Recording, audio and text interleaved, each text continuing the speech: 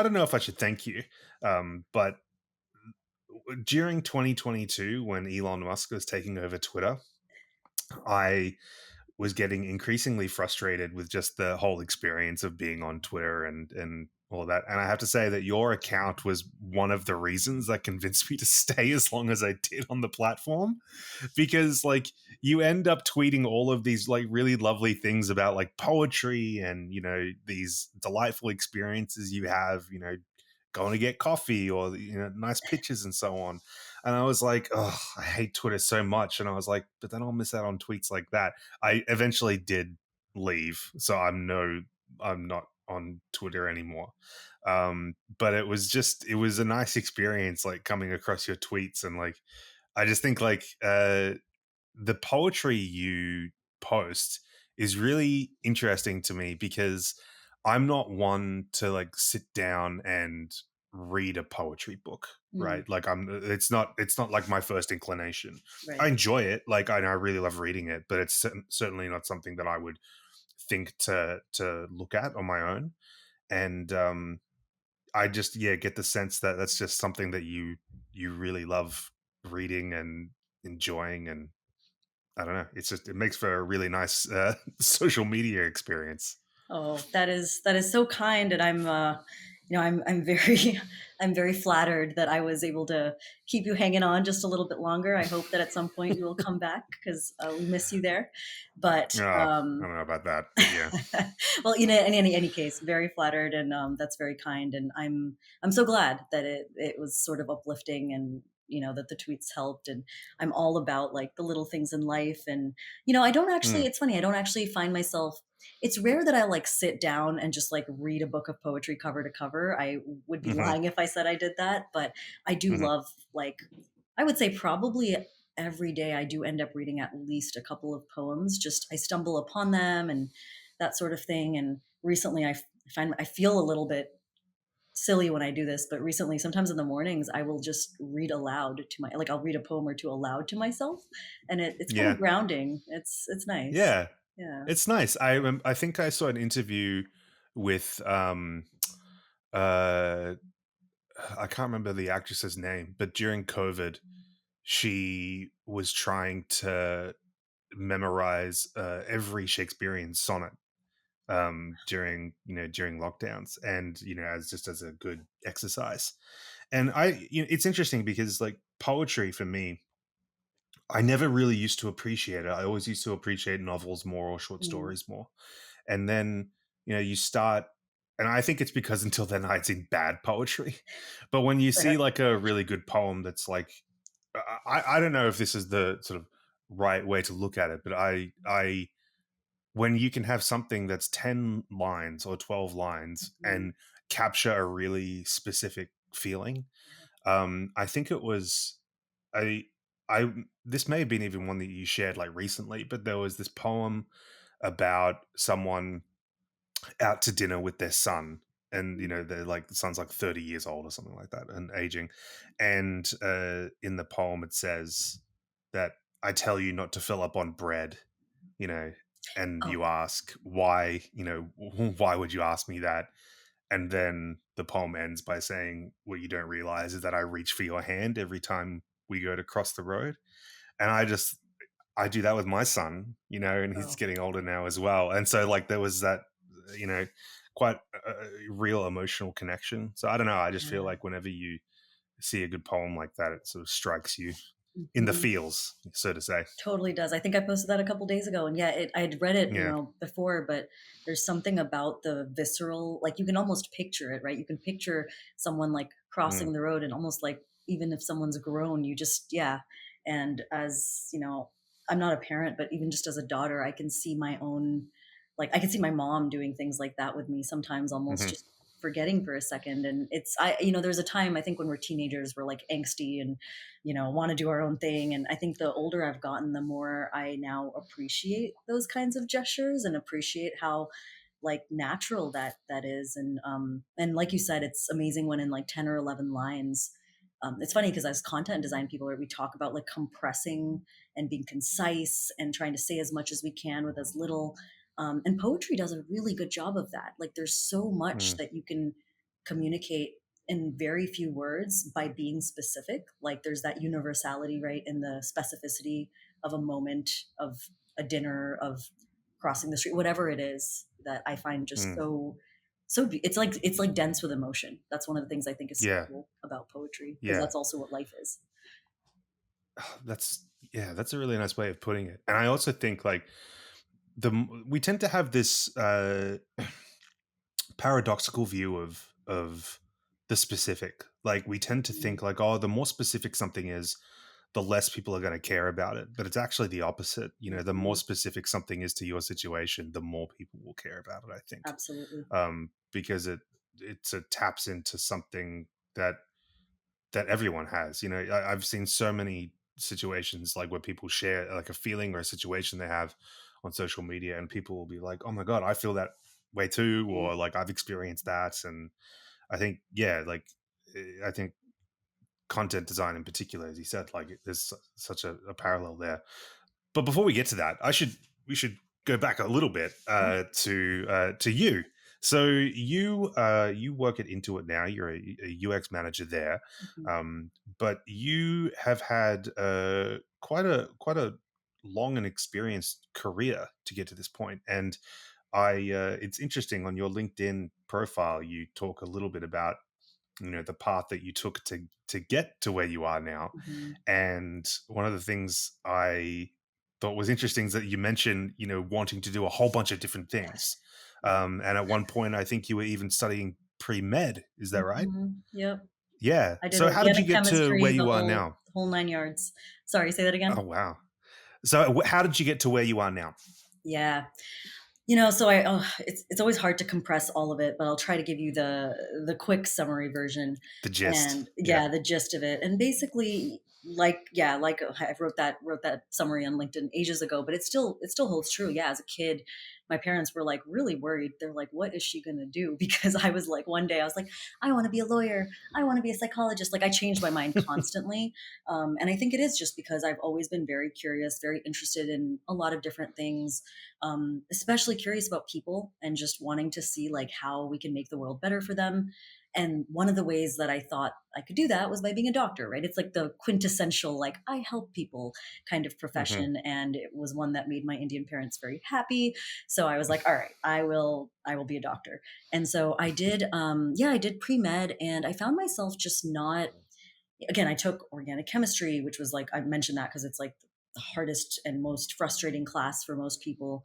And, you know, I managed okay, like I did well, but I was not happy. Like I could tell that my there was just no fire there. I was so bored that I ended up taking on two minors just to keep myself engaged and interested. So like I remember when I went to the counselor, I had to get approved, and she was like, "It's going to be 21 credits a semester. I do not advise this." And I was like, "I understand, but I'm going to go nuts if I just take biology classes. So please let me do Yeah. this, you know?" So yeah, it was kind of windy, but one of the things that you know, one of the classes I took actually was I took some psychology classes, but I also took like a marketing strategy class. And a Hmm. lot of what I found is so much of what I was really interested in was like this behavioral economics, psychology, how people behaved in the context of like their culture and their society and that sort of thing.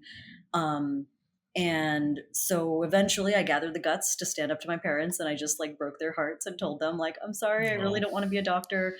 They understood. They were still worried about me, don't get me wrong, but they understood. And then I ended up I actually initially wanted to be a copywriter at an ad agency. That's one thing that I thought Mm. would be really fun, because like I, you know, was always just arrested by a really good ad, and I loved the fact that like the visuals had to work with the words in a way to kind of tell a story and elicit an emotion, right? An emotional reaction that made you be like, "I want to eat that Snickers bar," or whatever else.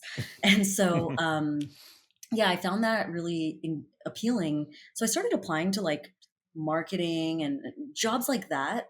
Um, and I somehow kind of like landed in market research, and wasn't what I was planning to do. But then I worked at a really small consultancy at first, and it was a research consultancy, but we ended up doing a lot of the research that we did, which again, I didn't know at the time UX was a thing, but It ended up being Mm. UX research. Like one of my first projects was for the NASDAQ website, and it was an information Okay. architecture project, which I just like never like looking back, I actually am more impressed with younger me than I was at the time. Like at the time, I just thought I was like, I don't know. I don't think I had a way to contextualize what I was doing, you know? Yep. But, and so I also started in survey design. So, in surveys, you have to be really precise with your words because changing one word can change the entire meaning of a question, right? Mm. As any content person knows, as any researcher knows.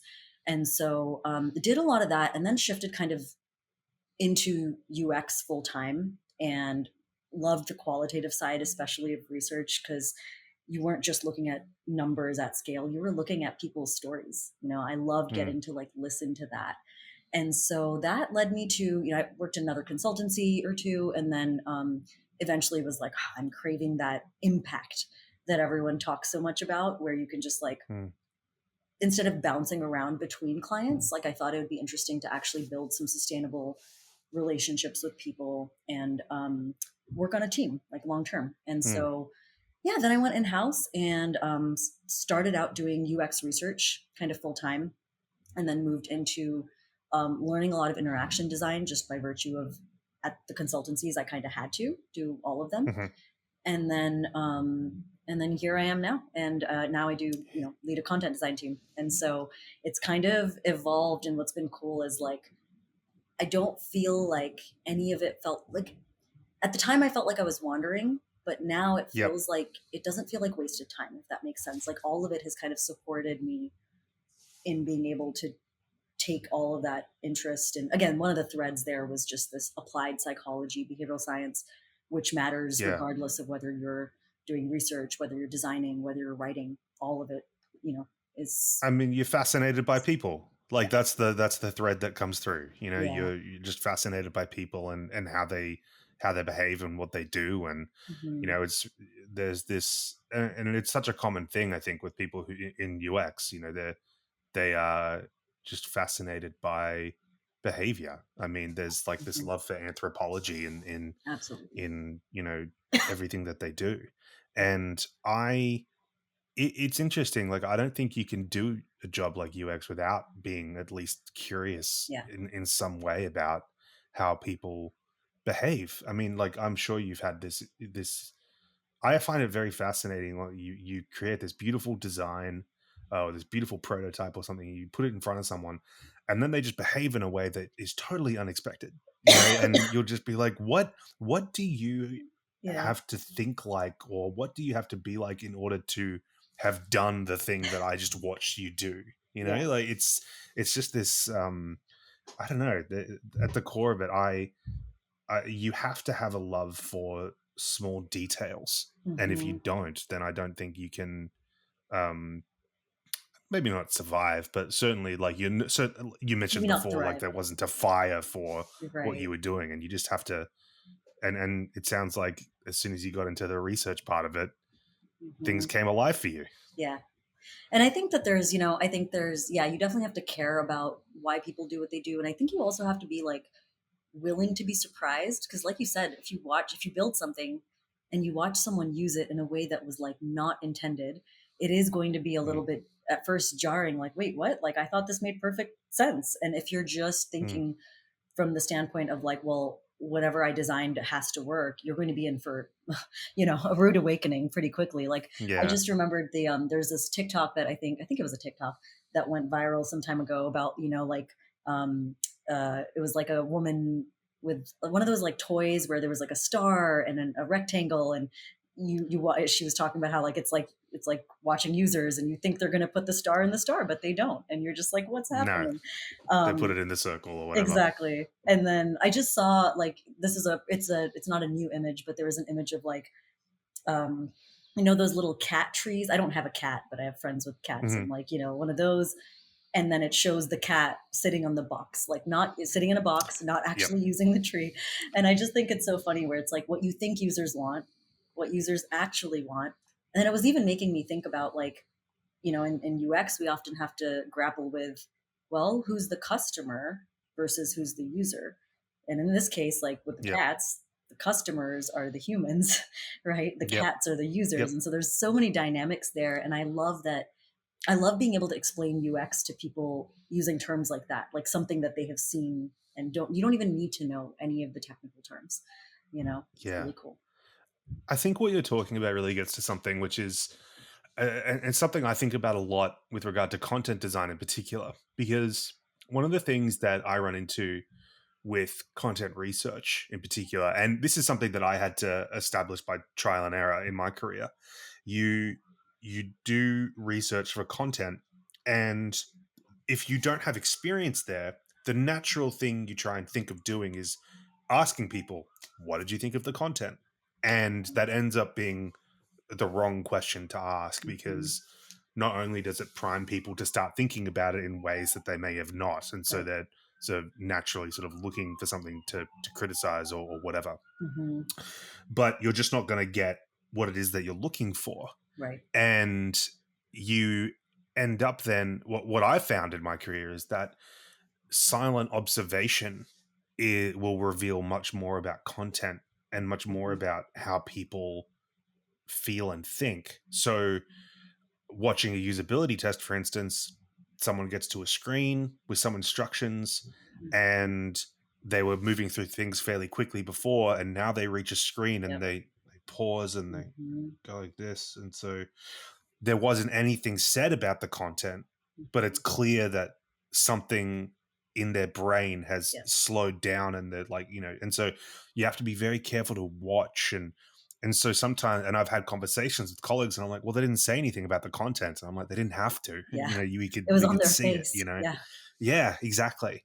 So like I'm interested to know from your perspective, is as someone who's interested in humanity and like small details, like, what is that a journey that you've had to learn, to go on to learn as well, or is that something you felt naturally inclined towards? Mm. Because yeah, you've said that you're fascinated by UX research. It just seems like such a natural fit. But what Yeah. have you had to learn over time, to match with your sort of natural inclination towards that type of work?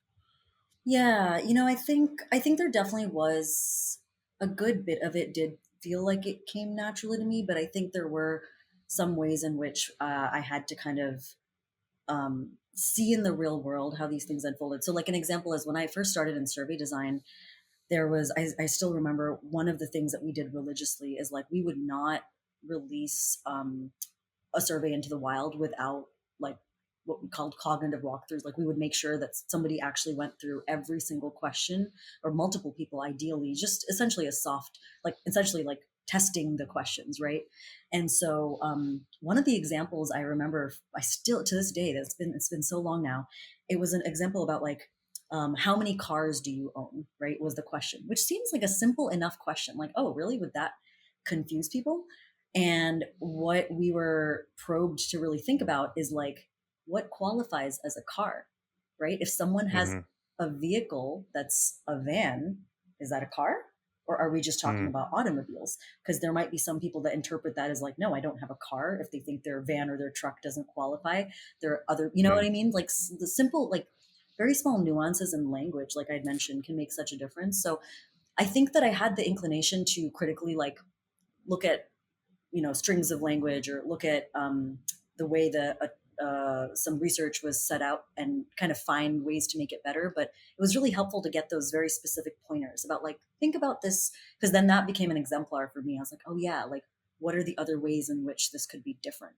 um, mm, so I think exactly what you're saying, that sort of thing to me felt natural, where when you watch, like when you're observing someone, you're going to get information from them non-verbally that's so important, that defies maybe like sometimes it actively contradicts what they say, right? I mean, one of the things I mm, learned pretty quickly, I think this was a learning, is watching, asking people what they thought of a certain experience. And often they would say, "Oh, it was so easy. Yeah, it was really easy."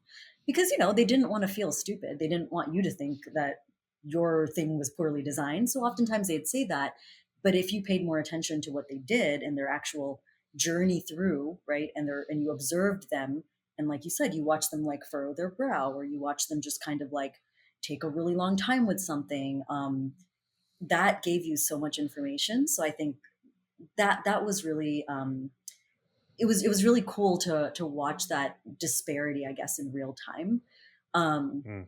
I'm trying to think if there's anything else. I'm sure there were plenty of learnings that almost have I've probably integrated to the point now that I'm like I have to actually go back and be like, oh yeah. I do think one thing that I had to very actively learn. I actually got feedback on this when I first started doing research is my inclination is to be very conversational, which I think is generally speaking a strength. Like I actually think it's a mistake when researchers think that you have to read from a script just to be objective, because first of all, there's no such Mm. thing as objective. Like one day you're going to feel grumpier than the next.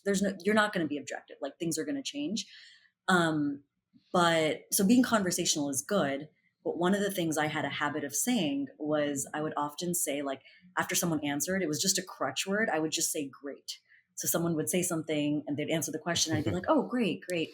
And it Mm. almost was like, it made it seem like I was telling them they were right, is the feedback I got. And that's Got something it. I had to Yeah. like, that didn't come natural. I was like, oh, you're right. Like, I guess I am affirming them in a direction even though I'm just trying to be friendly. So I had to Yep. learn to kind of find ways to say like, "Oh, I understand," or like, "That makes sense," Mm. or almost like your thinking makes sense versus like, "Good job," you know. Yeah. Um, It's, like, I think what you're talking about is I used to work with a researcher who, like, such a bubbly personality. Like, she was so friendly and so very much like, almost like she was almost like a cartoon character in a little way, because she was yeah, always be like, hi, yeah, like, very bubbly, whatever. yeah. And then she would get into a user research session, and then just completely different person. She would be like, Mm, okay, so we want you to do this. And then someone would do something, and she'd be like, okay, thank you for doing that. And then she would walk out and be and go this like back to be. bubbly personality again. So, like, it's interesting that you kind of, it's not that you have to, like, become a different person, but you Hmm. definitely, there are these little things that you do that you have to sort of shut down. Like, I tend to be quite a talker, Hmm. as no one will be surprised to find out. Me too. And but when I was when I was a journalist, I had to become comfortable with silence, That's a big one. because my editor would tell me, like, you just ask people a question and don't be afraid of just, and this prepared me for UX, is like, don't be Hmm. afraid of just asking a question and letting the silence speak for itself. It's like, Yeah. let them be uncomfortable, Hmm. and it's amazing how often you'll ask someone something, Hmm. you'll just have to be the silence, and then they'll give you like a great quote, and you'll be Totally. like, ah, there you go. Yeah. So it's those types of behaviors, I think, that they're sort of learned.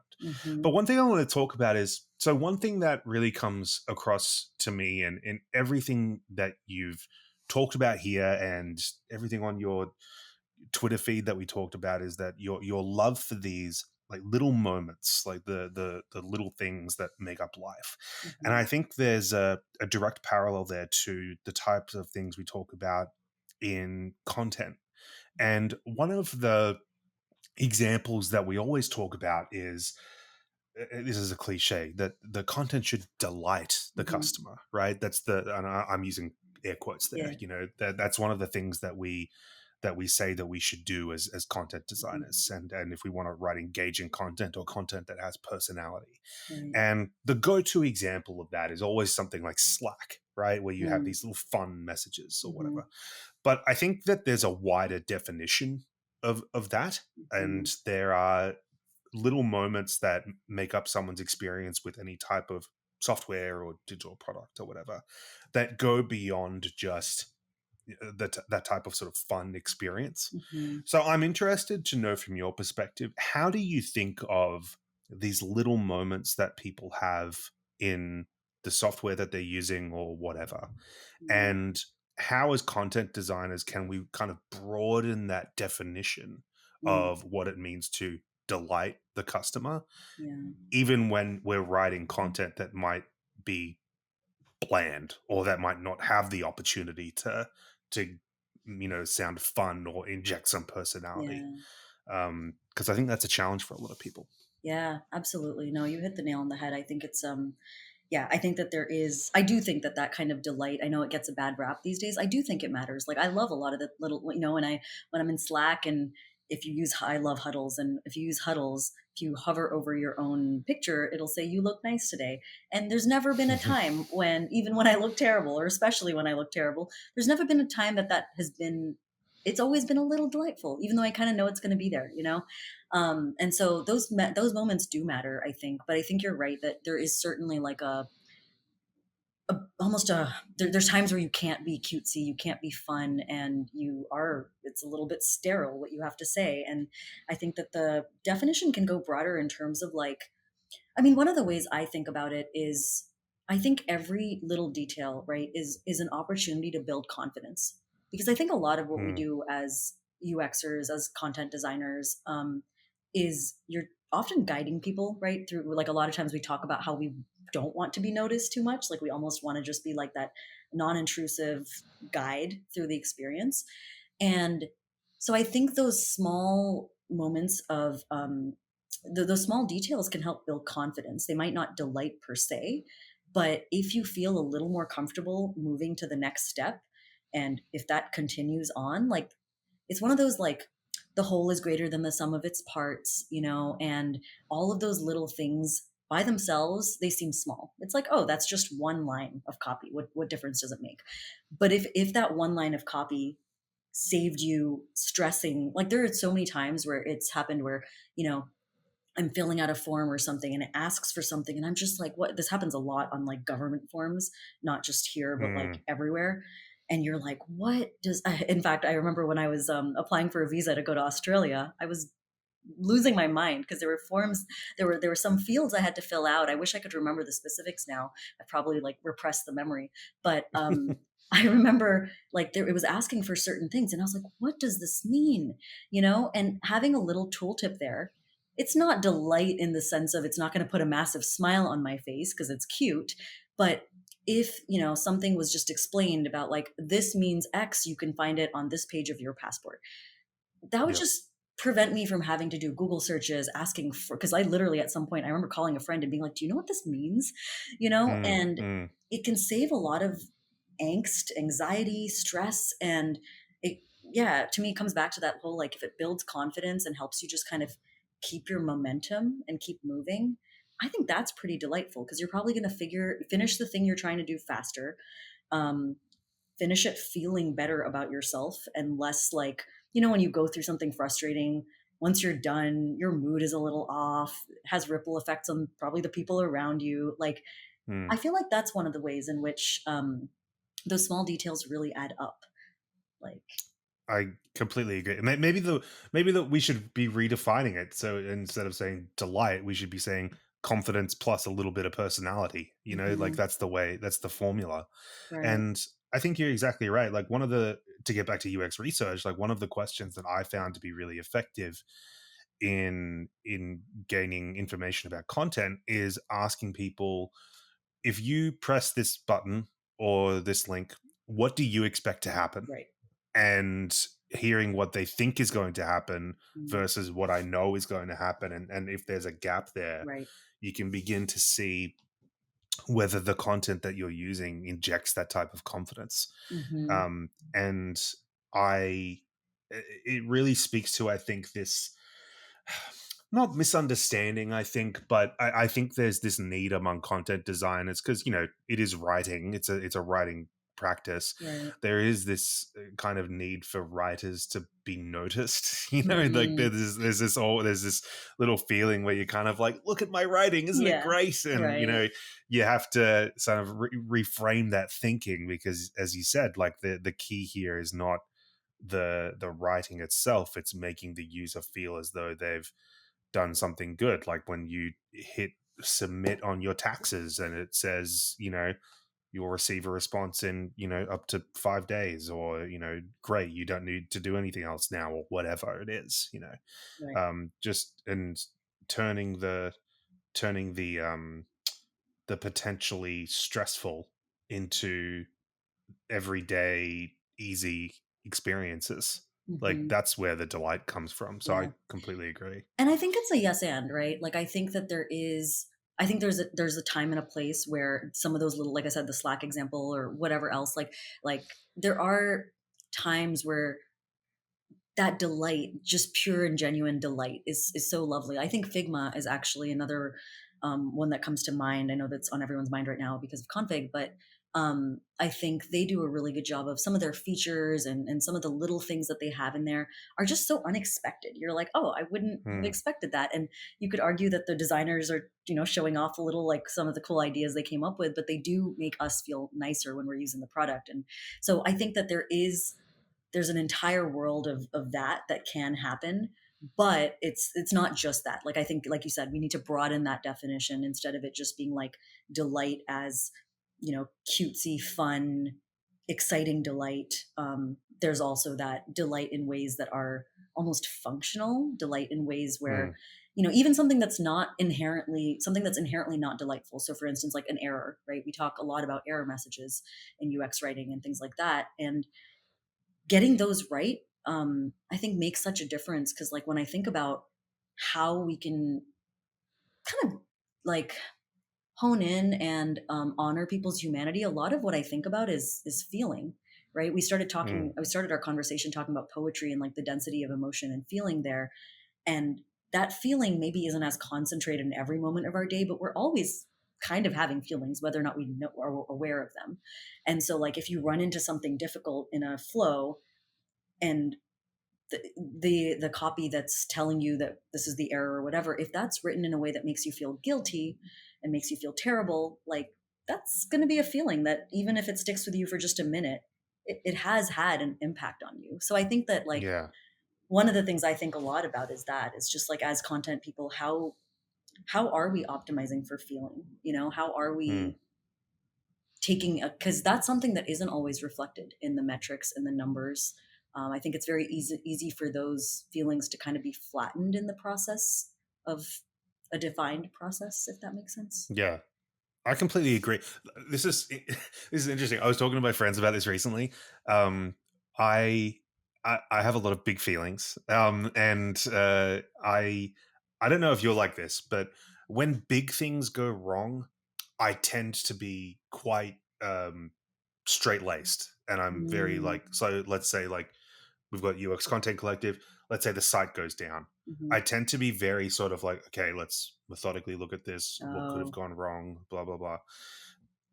When small things go wrong, hmm. I get so Oh, frustrated. Like I get so like oh my god, why is it yeah, like yeah. my I don't know, like I can't renew my mobile plan or something like that. Right, right. And I was like, come on, why isn't it working? Blah blah blah. Yeah. And I just get it's the small interactions that make Mhm. me so much more It's like the frustrated pebble than in the your big ones shoe, because right? Yeah. exactly. I expect big things to go wrong. Like I Mm, expect big complex things to fail right. sometimes. But when it comes to the interaction of the everyday, this is why I have this theory that like it's not a theory. Like I'm pretty sure like everyone has this same agreement.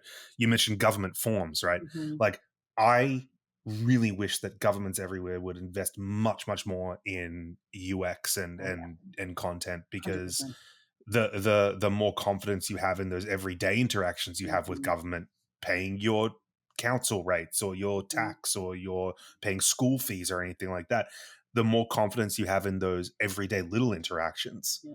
the more connection you will have and trust you'll have in the system Yeah. overall. Absolutely. Yeah. That's such a good example. Like, one, I was actually just last night talking to a friend about this, but the idea that, like, I think sometimes people think about, I'll use friendship as an example. It's one of my favorite topics. And I think a lot of times people think like friendship is this like big thing, right? Like, you have to be there at people's like big moments in their life or else you're not a good friend. And my perspective really is that, like, it's actually a million little things. It's like when when something small has happened, like, and that's when you're there for someone, or, what I mean? Like, it's often not in like the, are you there for their wedding or something massive? It's the little things. It's the day to day. They're stressed about a test.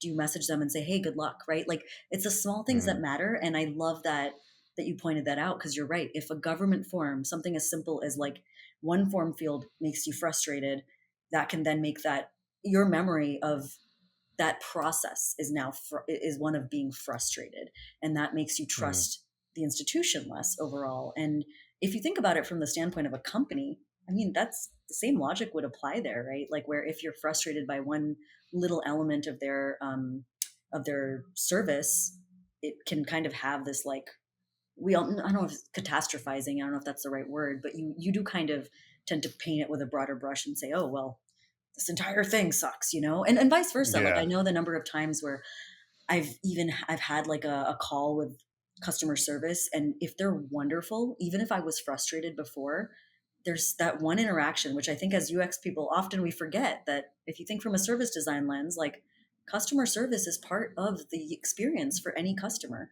Oh yeah. Um, Yeah. and that one thing going really well will then have me feeling well, like, positively towards the brand. Yeah. Yeah. I completely agree. It's funny you bring up friendship because the the thing I love about that is that concept of speaking to the user as a friend, Mm, and thinking of the user as a friend. But then that doesn't necessarily you mean you have to talk to them in like the same way all the time. There is yeah, scope there for that type of personality change, right? So I'm thinking specifically of I have a group of friends and we've been friends since high school. wow. So we're very close. Like Mhm. we've all been like best man at each other's weddings, Oh, and how like we sweet. have a group chat, and we've Yeah. known each other for like 20 years or whatever. Mhm. And one of the ways that we sort of show love and affection to each other is to tease each other a little Yeah. bit, not like mean, but just like Some just benevolent tease each other. transgressions in there. One of my friends has Exactly, that right? term, yeah. And weirdly, it makes me feel like quite close to my Mhm. friends when they Yeah. tease me like that. So like Right. I had a situation in my I got some air conditioners installed a couple of years ago, Mhm. and there was all sorts of problems with it. They ended up leaking, and Oh, they leaked all over the floor and blah blah blah. And so suboptimal. every so often there was some news of a flood, and Mm. one of my friends posted in the chat, they're like, Pat, is this a picture of your living room? And it was just like, stuff like that. And Yeah. like, I love that because it's like, oh, you thought about me. You know Right, what I mean? exactly. Like, We're close enough that you it's, could make this joke, and it's still, yeah, if anything, it's building our connection versus tearing it down. Yeah. yeah, exactly, Yeah. exactly. And I just think that's a great example of like, there's scope there for, obviously you need to know the relationship, and Yeah. you can't just do that to everyone. Of You course. need to You gotta you know need to your build that over audience. time. Yeah. Yeah, exactly. But I like that there's, we always joke with my one particular friend that if he stops teasing you, that means he probably doesn't like you all that Yeah. much, Or he's a little So mad it's at kind you of or weird. something because the vibes are off. Yeah, yeah. Yeah. And what you just said, that actually makes me think of how, I think a lot of times in more general writing spheres, there's advice around, like, don't try to write to everyone. Like, pretend you're writing to a friend.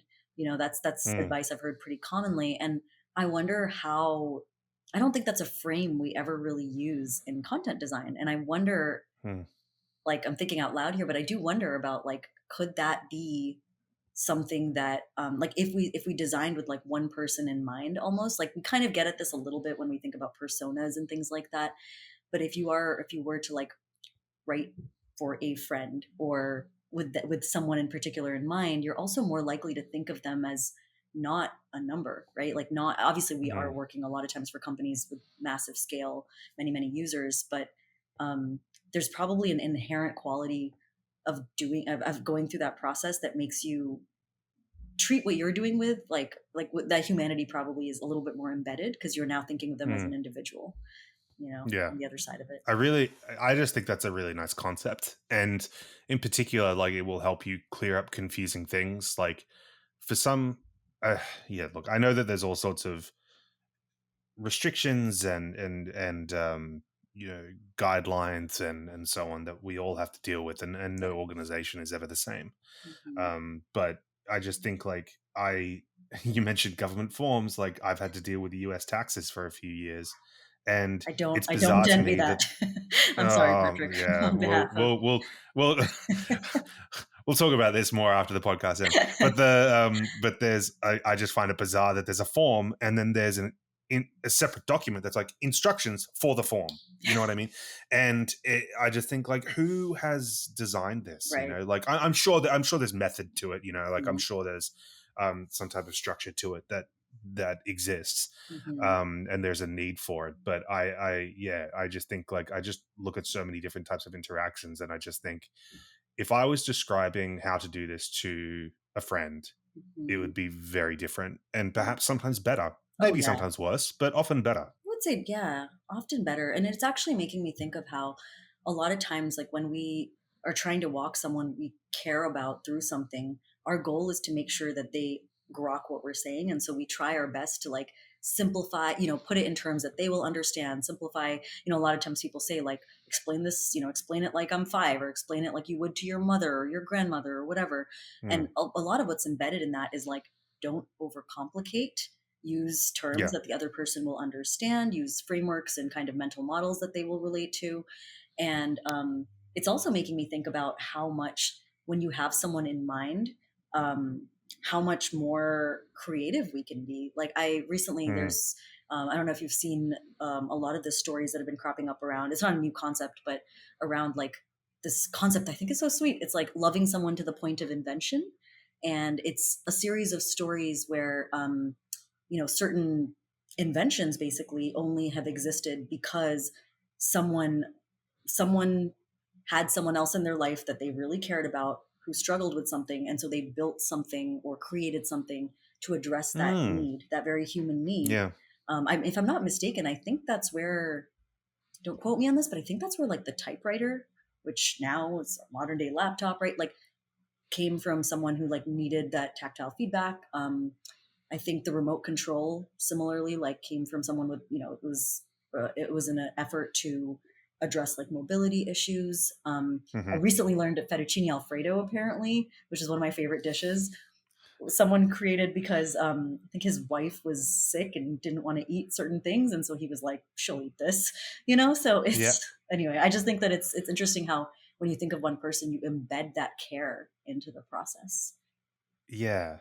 I I think that's such a lovely concept, and I think for content designers, like so much of what you know, you mentioned this a little bit before the recording, but like there's so much talk about like AI, and there's and I particularly think when it comes to things like content systems and so on, like there's a lot of discussion about, how we can format and structure content Yep. and data and so on, and we can tend to dip into the clinical because a lot of it Mhm. is clinical, and a lot, It has, we're working yeah, with software and it has to be structured. right. But I think, yeah, like we should never really lose this mindset of Mhm. whatever the person's experiencing, because I use this example sometimes when talking to people. It's like you don't know the context in which someone is reading your notification. Like Yeah. we often think that like someone is sitting there at their desk and they get a You notification know, and they think, yeah. yes, like I've got to do that, blah blah blah. But no, they're walking to school to pick up their kids, and so Yeah. they need to, and or they just came out of a meeting and they're just and they're really stressed about it, or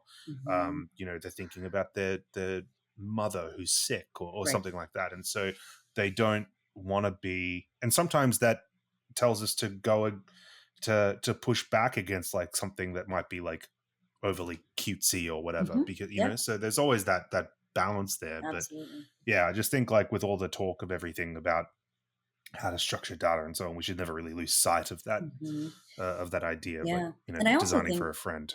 yeah, absolutely. And I also think that, the more that because we are, I think it makes sense for us to try and scale a lot of these operations and make things more efficient and structured. And I think so that's going to be a big win in a lot of ways. And I think really what we're going to have to start to focus on more is, yeah, how do we still embed some of that humanity in there? And how do we, like, something I think about is like, how do we address like edge cases, right? Because if Mm, a lot of things are going to be trained on what's common, right?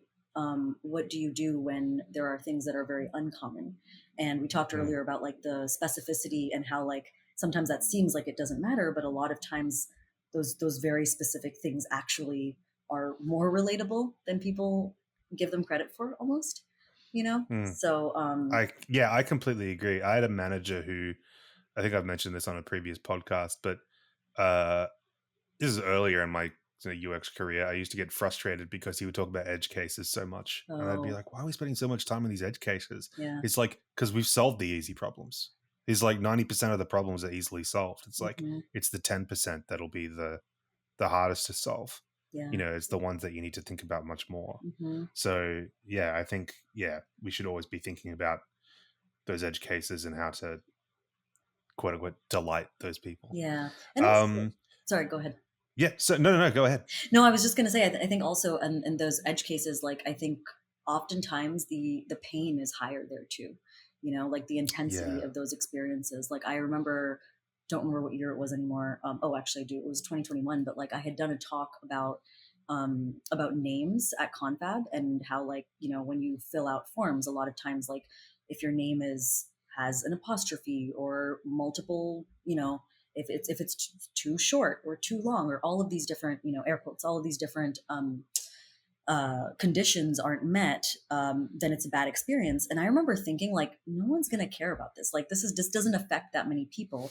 Like, and it was to this day, it is the talk that so many people like people will come up to me and tell me stories about like, oh my God, this happened to me. When I got married, I had to hyphenate my name and it was a nightmare. I had to fill out some government forms and it made it really really hard. And so like there's so much that seems like it's a small thing, and I think sometimes we forget that if an edge case is painful enough, people will just opt out of using our software, right? Because Yep. if they don't think it's for them, they won't even use it. So sometimes we underestimate actually how many edge cases there really are, I think, which is really Yeah. interesting. I I really like that concept. And I also think it goes back to the idea that there's no to me, I truly believe that there's everything can be interesting. So one of the things that I really liked about being a journalist is that there's a story in everything. Like it Yeah. doesn't matter what there's a story in everything because there's people behind it. Yeah. And one of the things that so I had my grandfather who passed away a few years ago. One of the things I really loved about him was every time we would talk, he would always be reading something new, Mm. and all of the books that he would be reading would be completely different. Hmm. So like I would speak to him at Christmas and I would be like, "Oh, what are you reading?" And he'd be Yeah. like, "Oh, I'm reading this book about wooden ships in the 1700s and like Oh. how they built them and blah blah blah." And the next he would be reading, "Oh, I'm reading this biography of this golfer."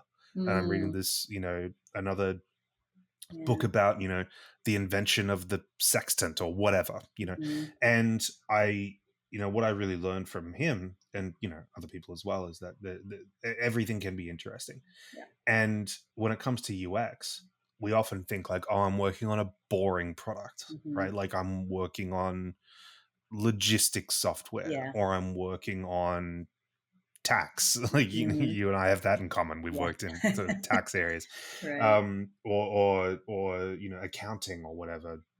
But it's enabling the people behind these Yeah. things who have bigger goals than using the software, Hmm. and that's what we kind of have to keep in mind. We have to make sure that Absolutely. we see ourselves as part of that experience, and the Hmm. more that we can create, even as simple as something like an easy experience for them, Yeah.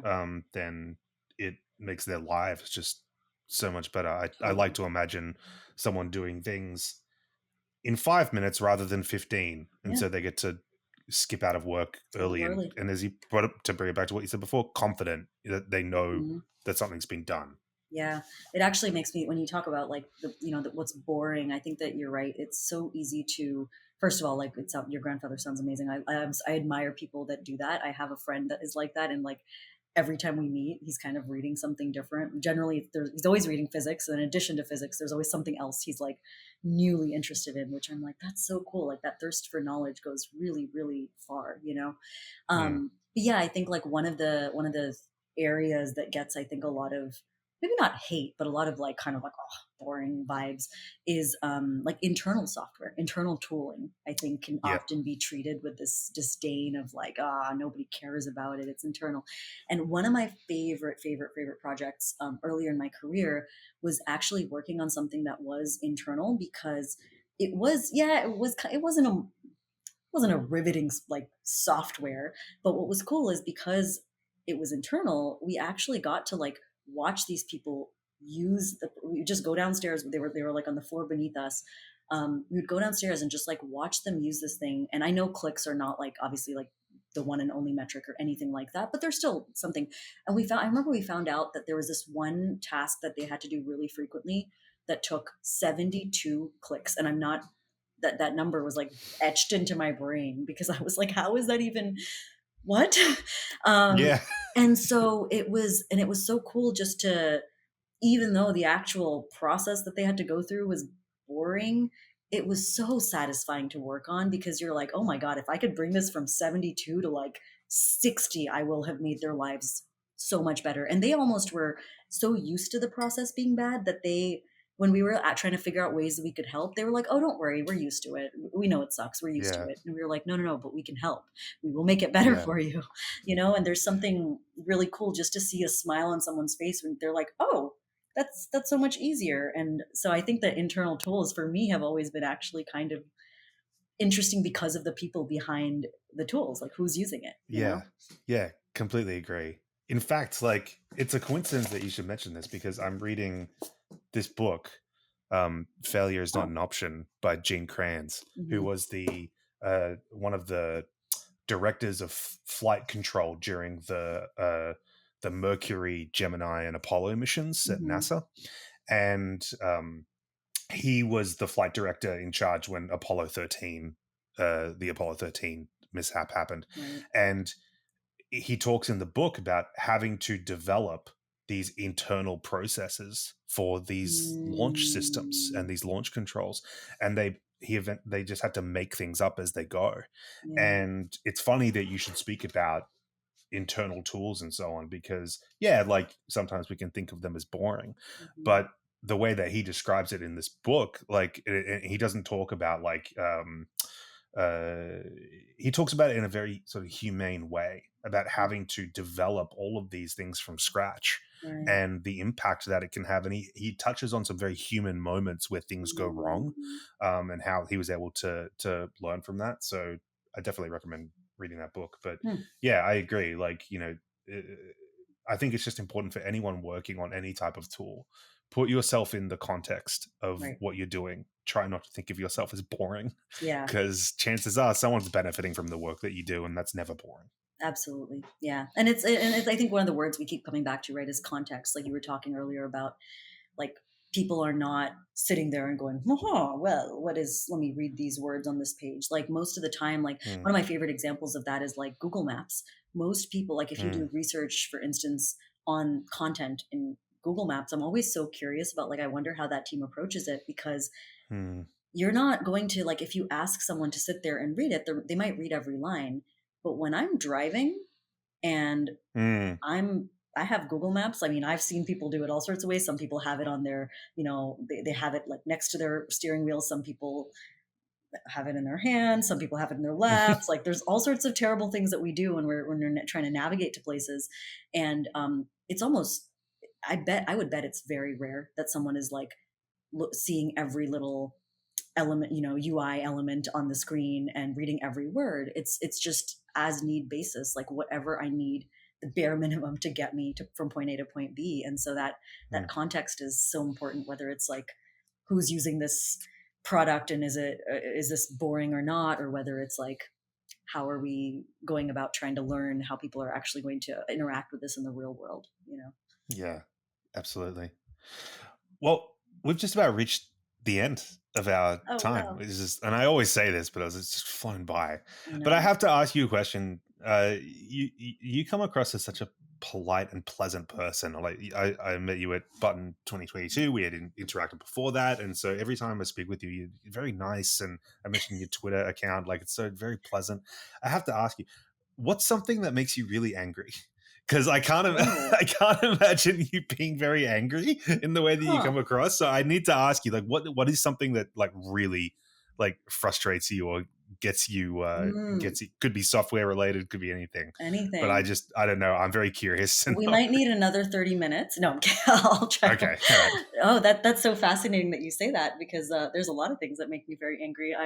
Have I misrepresented myself as overly wholesome, Patrick? Is that what I'm I hearing? don't know. Um, yeah, a lot of things make me angry. Uh, circular tables at coffee shops make me very angry. I don't believe Okay. that, yeah, tables should be square. I feel strongly about this, unless they're there for decoration. Anyway, but, on more, I guess, like, yeah, what makes me angry? I mean, I get really worked up about, like, hostile defaults in when we're talking about software. So, Okay. for instance, an example of this is Spotify. I think that I don't know when they changed it, but I feel like it was somewhat recent where now when you create a playlist on Spotify, it's by default public, which that Hmm. makes me very angry. I think that it's really important that things default in ways that are human, in ways that support people's like tendency to want some privacy, to, this, that, like, to have some control and agency over what they're doing. Venmo does something similar Yeah. where like everything that you post is by default public. LinkedIn does the same thing. So it's definitely not any one company. A lot of companies do that. And most of the time, users don't even know unless they stumble upon it and realize, oh, I can actually change this setting. So that's something that in some I'm think makes me I mad. made a playlist yesterday, and I'm just thinking like I don't want that to be public. I was gonna say you might want to go back and It's so stupid. I made a rap playlist yesterday because I'm getting into like old school rap. And you know nice. the song "Nothing But a G Thing." Oh, I called the playlist "Nothing But a P Thing" for Patrick. Now I just realized that it's public. I before you was make like, it oh no, unpublic, before you make it who's private, I seen need to it? go check out Whatever. this Everyone's playlist. gonna go and try find it now. I'm gonna have to make it private. But I'm just like, oh my god, That's I'm glad she told hilarious. me Yeah. See, that. this is Oh what I my god. mean. A lot of times people don't know, and that makes Yeah. me, and that's actually that's a hilarious use case for like why it should maybe not have been public. Although maybe it was in this case, I'm almost like maybe it's a good thing because now we all got to laugh. But there's also some really like not to be like a downer, but there's also some really like genuinely I think like bad effects that can come from this because like one of the reasons I Mm, feel so strongly about this kind of thing is like I mean I've obviously encountered it in many areas of my own life, but like I made a playlist several years ago when my dad passed away, and I didn't know mm, that that playlist was going to was going to be public, and that was mm, very personal for me. And mm, it just it shouldn't have been it's not like it was it's hard to explain, but I think you know what I mean. It wasn't embarrassing, but it was personal.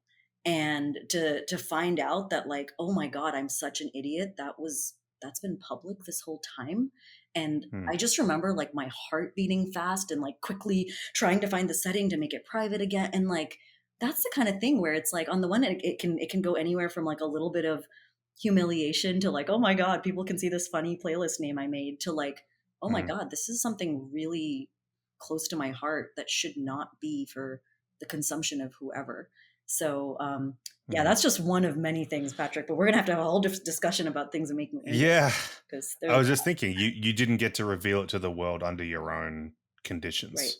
You know, you weren't the one who decided. They yeah, decided for you. yeah. So It felt yeah, like my no, I agency had totally been kind of stripped away, and right. my in many ways that my humanity had been like Mm, up for grabs. You know? yeah. Yeah, Yeah. Yeah, I think a lot of people can identify with that. yeah, Um, well, this has been just absolutely fantastic. Thank you yeah. for having this conversation. I think we've Of touched on course. so many great things. Where can people find you if they want to contact you or get in touch with you? Yes. So I am. I know that I haven't convinced you yet to come back, but I am on Twitter. I still post poetry and a lot of pictures of flowers these days. So if you're into that, that's mostly what you'll get on Twitter. I'm also on LinkedIn. I am very bad at LinkedIn, and one of my resolutions for the second half of this year is to get better at actually checking my LinkedIn. So I'm also on LinkedIn, and then I think those are probably the two easiest places to reach me. We will link to those. Awesome. Thank you so much for joining me. This has been Yeah. absolutely fantastic. Likewise. Thank you so much for having me. This has been such a blast. I should have said thank you at the beginning, but double thank you now. This has been so much fun, and it's been really, really nice to talk about a topic that is close to both of our hearts. So, yeah. Thank you, Patrick.